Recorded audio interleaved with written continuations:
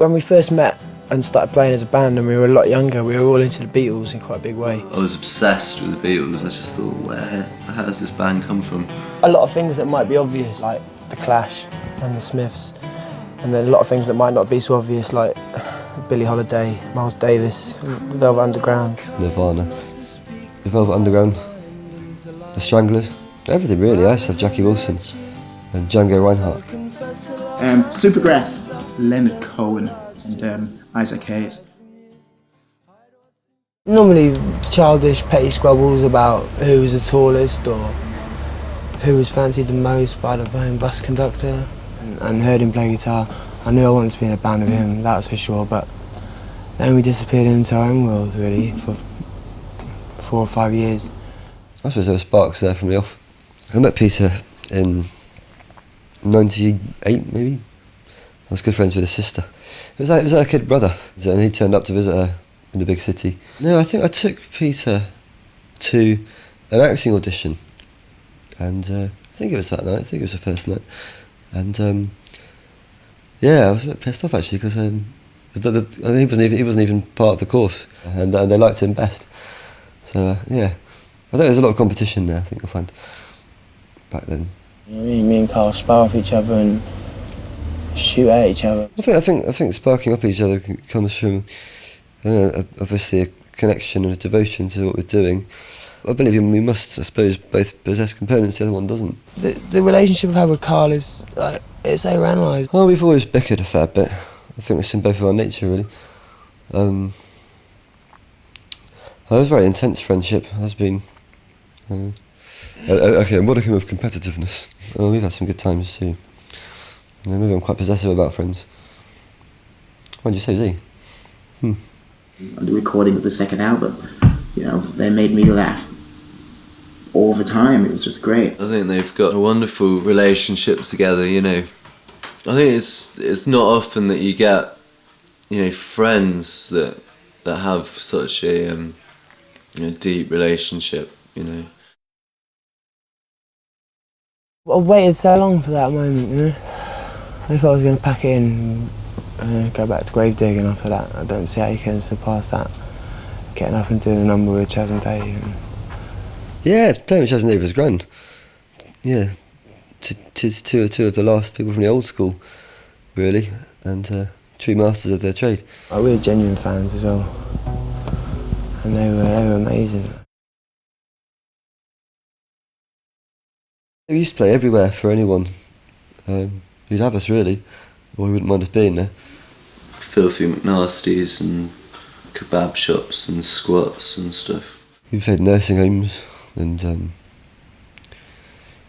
random cafes and all sorts of places really.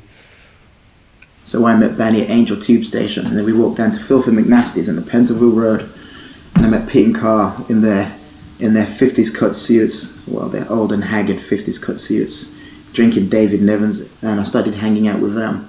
And initially it was just like meeting out with some really, really funny guys, and they just made me laugh and howl all the time. It was just really, really funny. Too much they still do to this day there.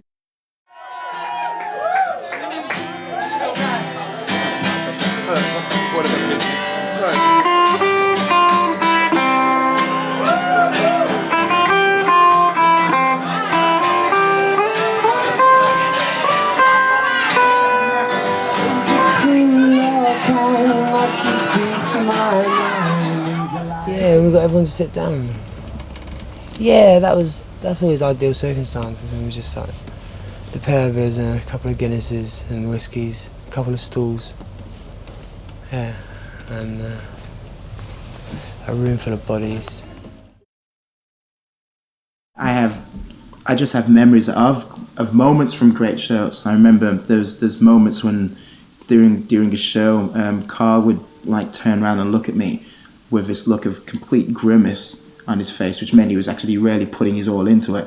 And I'd look at him and I'd think, hell yeah, you go on with your bad self, that's cool. And then I'd see Peter, he'd turn around and look at me with the complete look of joy on his face, having the best time in the entire world, and it would just make me laugh so much.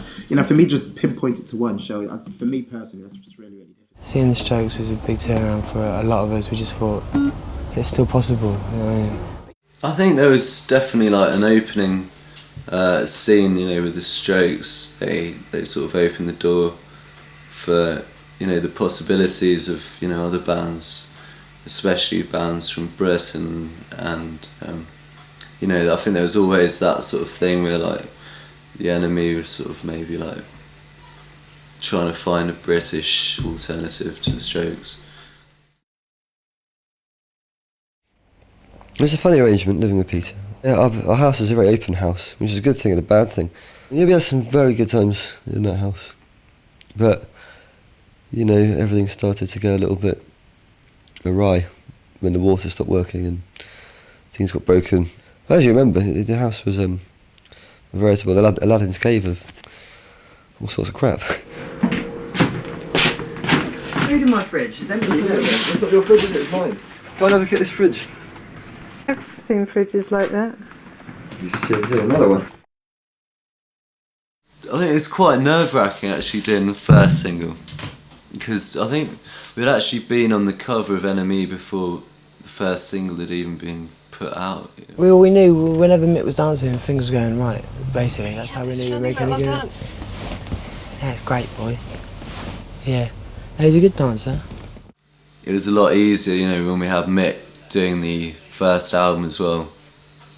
Mick really sort of taught us to like enjoy recording. We knew there was some legacy to be discovered therein, and you know, the obsession people seem to have with it, that I met on a day-to-day basis. I was always intrigued, but never really got a chance to explore that. So when we met Mick, obviously I knew London Calling, Should I Stay, Should I Go, songs like that. We met Mick. I was expecting some sort of John Lydon character to walk through the door, tell us all we were shit and not punk, and then leave.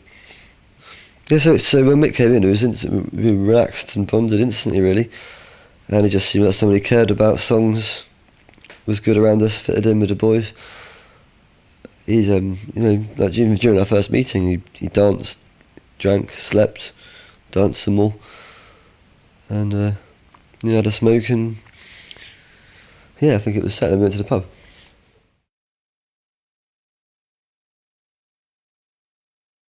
I don't know, is it me in the press, really? I don't know. I mean, it's easy to say, but it's normally a complete fabrication.